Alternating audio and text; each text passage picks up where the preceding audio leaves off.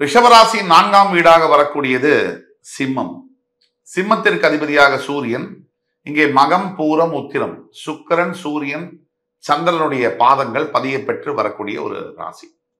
காலபுருஷனுக்கு 5ஆம் வீடு, உங்களுக்கு 4ஆம் வீடு. இதை நீங்க நல்லா உத்து கவனிக்கணும். ரிஷபராசியை பொறுத்த வரைக்கும் 4ஆம் வீட்டுக்கு அதிபதியாக சூரியன் வருகிறார். 4ஆம் வீடு ஆதிபத்தியம் என்பது வீடு, வாகனம். அதே மாதிரி நாம ஏற்கனவே சொன்னோம், 3ஆம் வீட்டுக்கு அதிபதியாக கடகம், சந்திரன் அதிபதியாக வருவதனால் பெரும்பாலும் ரிஷபராசிக்காரர்களுக்கு நல்ல நண்பர்கள், நல்ல பார்ட்னர்ஸ், அவங்க மேல ஒரு அதிகப்படியான ஒரு அன்பு இதெல்லாம் இருக்கும். அதே மாதிரி இளைய சகோதர சகோதரிகள் ரிஷபராசி என்பவர்களுக்கு ஓரளவுக்கு நல்லது பண்ணலைனாலும் கெடுதல் பண்ணாம இருக்கக்கூடிய யோகம்லாம் இருக்கும். இதற்கு விதி விலக்குகளும் உண்டு. உங்க தனிப்பட்ட ஜாதகத்தை பார்த்தால்தான் உங்களுடைய விஷயத்தை ஆழமாக அனலைஸ் பண்ணி துல்லியமாக சொல்ல முடியும். இப்ப 4ஆம் வீடு என்பது ஆதிபத்தியம் என்னெல்லாம் பார்த்தோம்னா, வீடு, வாகனம், மூத்த சகோதரர்கள், உயரிய கல்வி, இதெல்லாம் நம்ம சொல்றோம். அப்போ சுகஸ்தானம்னு சொல்றோம். பெரும்பாலும் ரிஷபராசியில் பிறந்தவர்களுக்கு அக்னி பாவம் சம்பந்தப்பட்ட நோய்கள் வரக்கூடிய வாய்ப்புகள் அதிகம் உண்டு. உங்கள் 4ஆம் வீட்டுக்கு அதிபதியான சூரியன் உங்களுடைய விரயஸ்தானம் என்று சொல்லக்கூடிய மேஷராசியில் போய் உச்சம் பெறுகிறார். சுகஸ்தானாதிபதி விரயஸ்தானத்தில் உச்சம் பெறுவதனால் ரிஷபராசி என்பவர்களுக்கு உடல்ல பித்தம் சம்பந்தப்பட்ட நோய்கள் வரக்கூடிய வாய்ப்புகள் அதிகம் உண்டு. அங்கே ஜாக்கிரதையாக இருக்கணும்.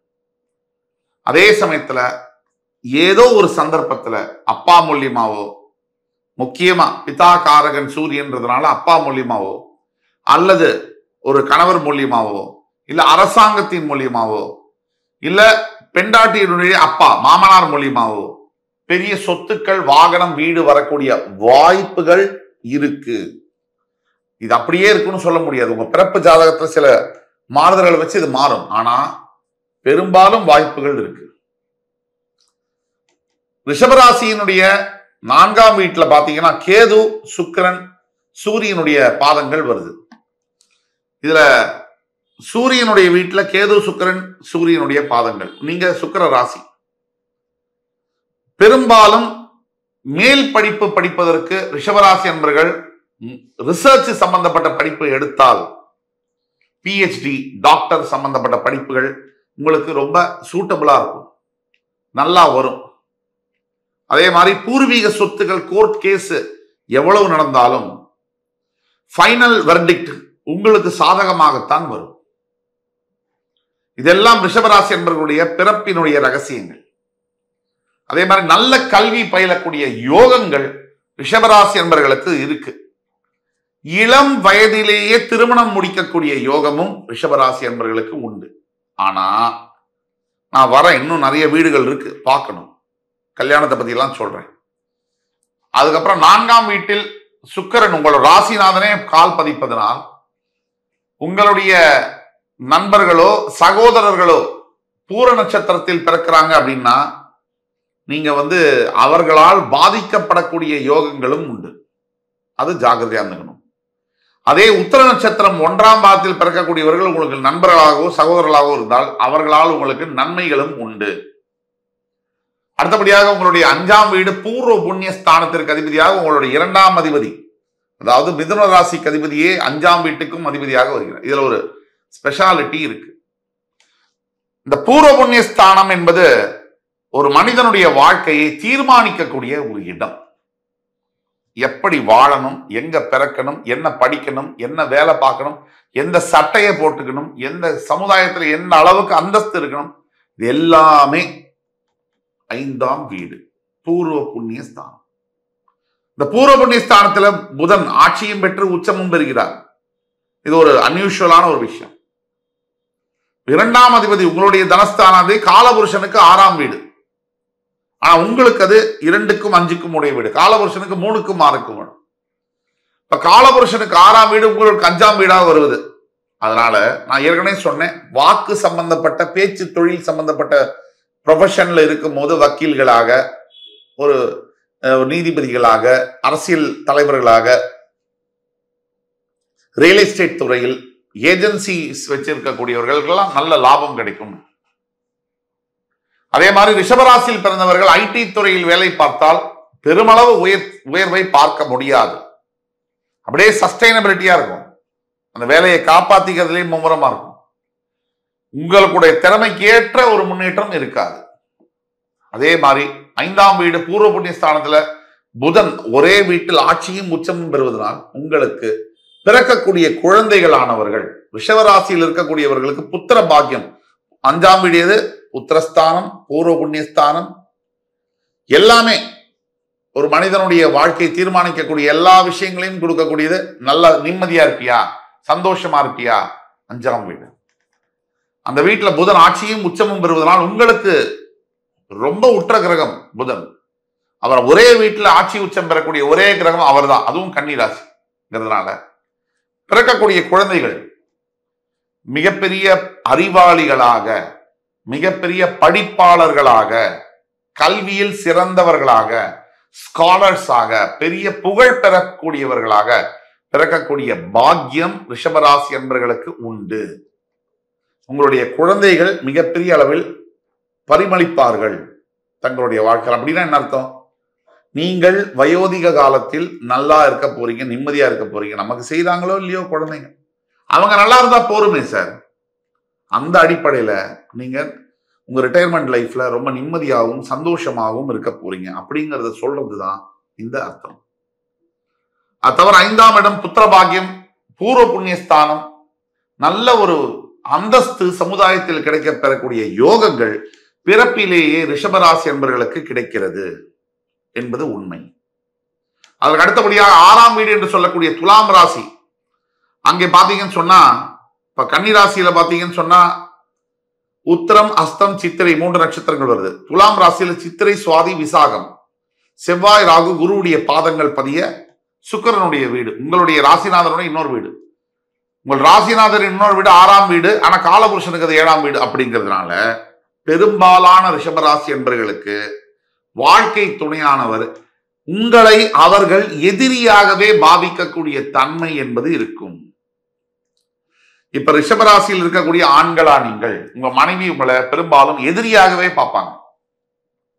அதே மாதிரி ரிஷபராசியில் இருக்கக்கூடிய பெண்களா நீங்கள், உங்கள் கணவன்மார்கள் உங்களை எதிரியாக பாவிக்கக்கூடிய யோகங்கள் வரக்கூடியது. இதுதான் முக்கியம். ஆனால் உங்களுக்கு 6ஆம் வீடு என்பது ருணரோகஸ்தானம். கடன், நோய், மறைமுக எதிரிகள், இதை குறிக்கக்கூடியது 6ஆம் இடம். இந்த கடன், நோய், மறைமுக எதிரிகள் உங்களுக்கே 6ஆம் வீடா வருவதனால் சில ரிஷபராசி அன்பர்களுக்கு ஏதோ ஒரு வகையில பேங்க்ல ஹவுசிங் லோனோ, நல்ல லோன்ஸோ, கெட்ட லோன்ஸோ, குட் லோன்ஸோ, பேட் லோன்ஸோ, ஏதோ ஒண்ணு இருந்துட்டே இருக்கு. அந்த லோனை அடைச்சு வாழ்க்கை முழுக்க உழைச்சு லோனுக்கு தான் சம்பாதிக்கிறோம், நமக்கு சம்பாதிக்கல அப்படிங்கிற அமைப்பு ரிஷபராசி அன்பர்களுக்கு, பெரும்பாலான ரிஷபராசி அன்பர்களுக்கு அமைய பெறுகிறது என்பது உண்மை. அதே மாதிரி ரிஷபராசி அன்பர்களுக்கு மறைமுக நோய்கள் வரக்கூடிய வாய்ப்புகள் உண்டு. ஹிடன் டிசீசஸ், எதுனே தெரியாது, திடீர்னு தலைவலிக்கும், என்னன்னே கண்டுபிடிக்க முடியாது. டாக்டர்ஸ் கிட்ட போனாலும் என்னன்னே சொல்ல முடியாது, அவங்களாலே தெரியாது. ரொம்ப ரிசர்ச் பண்ணதுக்கு அப்புறமா, நிறைய பிரயத்தனப்பட்டதுக்கு அப்புறமா ஒரு 6 மாசம் பிறகு, 1 வருஷம் பிறகு ஒரு அளவுக்கு தெரிய வரும். 6ஆம் வீட்டுக்கு அதிபதியாக உங்கள் ராசிநாதனே வருவதனால் மறைமுக நோய்கள், அதாவது தலைவலிக்குது, என்னன்னே சொல்ல முடியாது. டாக்டர் கிட்ட போனா ஒரு 6 மாசம் 1 வருஷம் ஆகும் அதை கண்டுபிடிக்கிறதுக்கே. அந்த மாதிரியான விஷயங்கள் வரக்கூடிய சான்சஸ் அதிகமா இருக்கு. அதே மாதிரி மறைமுக எதிரிகள், ரிஷபராசியில் பிறந்த உங்களை யாருமே நேரடியாக எதிர்க்க மாட்டார்கள்ங்கிற உண்மைய தயவு கூர்ந்து நீங்க புரிஞ்சுக்கணும். உங்களை மறைமுகமாத்தான் அட்டாக் பண்ணுவாங்க. நீங்க ரொம்ப நல்லவங்களாச்சே, எவ்வளவு அடிச்சாலும் தாங்குறீங்க இல்லையா, அதனால மறைமுகமாத்தான் அட்டாக் பண்ணுவாங்க. அந்த மறைமுக அட்டாக் ஏன்னா யார் பண்ணுவாங்க அப்படின்னா, யாருக்கு நீங்க அதிகமா உதவி செய்றீங்களோ, யாருக்கு நீங்க ஓடி ஓடி உழைக்கிறீங்களோ, யாருடைய பாரத்தை முதுகுல போட்டு சுமக்கிறீங்களோ, அவங்க தான் ஒரு காலத்துல உங்களை அட்டாக் அதிகமா பண்ண போறாங்க. எஸ்பெஷலி வேலை செய்யக்கூடிய இடத்தில் இருப்பவர்கள் உங்களை பேக் ஸ்டாபிங், ஹிடன் அட்டாக் அதிகமாக பண்ணுவார்கள். அடுத்தபடியாக உங்களுடைய 7ஆம் வீடு என்று சொல்லக்கூடிய வீடு விருச்சிக ராசி. அங்க பாத்தீங்கன்னு சொன்னா விசாகம், அனுஷம், கேட்டை, குரு, சனி, புதனுடைய நட்சத்திரங்கள் பதிய செவ்வாயுடைய வீட்டு. நீங்க சுக்கிர ராசி. காலபுருஷனுக்கு அது 8, உங்களுக்கு அது 7. இப்பதான் நம்ம சொன்னோம். பல ரிஷபராசி நண்பர்களுக்கு வாழ்க்கை துணை அமையும். காதல், 2 காதல், 1 காதல் தோத்து போய் அதுக்கப்புறம் வாழ்க்கை துணை அமையும். ஆனால் ஒரு காலகட்டத்துக்கு பிறகு வாழ்க்கை துணையை எதிரியாக மாறக்கூடிய யோகம் ரிஷபராசி நண்பர்களுக்கு உண்டு. அந்த வகையில உங்களுடைய 7ஆம் வீடு, உங்களுக்கு 7ஆம் வீடு, காலபுருஷனுக்கு 8ஆம் வீடு. அந்த அடிப்படையில சில காரணங்களுக்காக ஒரு 10% ரிஷபராசி என்பவர்களுக்கு இந்த பார்ட்னர், லைஃப் பார்ட்னர், வாழ்க்கை துணையுடைய ஹெல்த்தை கவனமா பார்த்துக்கணும். அதுல ப்ராப்ளம்ஸ் வரக்கூடிய வாய்ப்புகள் இருக்கு. அதை ஜாகிரதையா பார்த்துக்கணும் அப்படிங்கிறது நம்ம ஆணித்தரமா சொல்றோம். ஆக உங்களுடைய 7ஆம் வீட்டுக்கு அதிபதியாக செவ்வாய் பகவான் வருகிறார். அப்ப ரிஷபராசி அன்பர்களுக்கு பெரும்பாலும் 7ஆம் வீடுடைய ஆதிபத்தியங்கள் என்ன? தொழில், கலத்திரம், இல்ல ஒரு வாழ்க்கை துணையை பத்தி சொல்லக்கூடியது, சில என்ன தொழில்கள் செய்வீங்க அப்படிங்கிறது சொல்லக்கூடியது. அது செவ்வாயுடைய வீடுங்கிறதுனால சில தடங்கல்கள் குடும்பத்தில் வரத்தான் செய்யும். எப்பவுமே நித்திய கண்டம், பூர்ண ஆயுசு ரிஷபராசியினுடைய தாம்பத்திய வாழ்க்கை. அடுத்தபடியாக உங்களுடைய 8ஆம் வீட்டிற்கு அதிபதியாக தனுசு ராசிக்கு அதிபதியாக குரு பகவான் வருகிறார். அங்கே மூலம், பூராடம், உத்திராடம் 3 நட்சத்திரங்கள் வருகிறது. இந்த 8ஆம் வீடு எதுக்கெல்லாம் காரகத்துவம்? காலபுருஷனுக்கு அது பாக்கியம், ஆனா உங்களுக்கு அது அஷ்டமஸ்தானம். 8ஆம் வீடு கடன் தொல்லை, ஆயுள், விபத்து, சிறைவாசம், திடீர் ஜாக்பாட்டு, ராஜயோகங்கள், வெளிநாடு தொடர்பு, இது எல்லாம் 8ஆம் வீடு. இது எல்லாத்தையும் சாரி டு சே ரிஷபராசி என்பவர்களுக்கு சில பிரச்சனைகள் வரலாம். உங்கள் தனிப்பட்ட ஜாதகத்தில் குரு கெட்டு போகணும். குரு கெட்டு போனால் உங்களுக்கு வாழ்க்கை சூப்பரா இருக்கும். உங்கள் தனிப்பட்ட ஜாதகத்தில் குரு வலுத்திருந்தாரே ஆனால் வாழ்க்கையில ட்ரபிள் வரும். ரிஷப ராசி அன்பர்களுக்கு குரு திசை வரக்கூடாது. ரிஷப லக்ன அன்பர்களுக்கு குரு திசை வரக்கூடாது.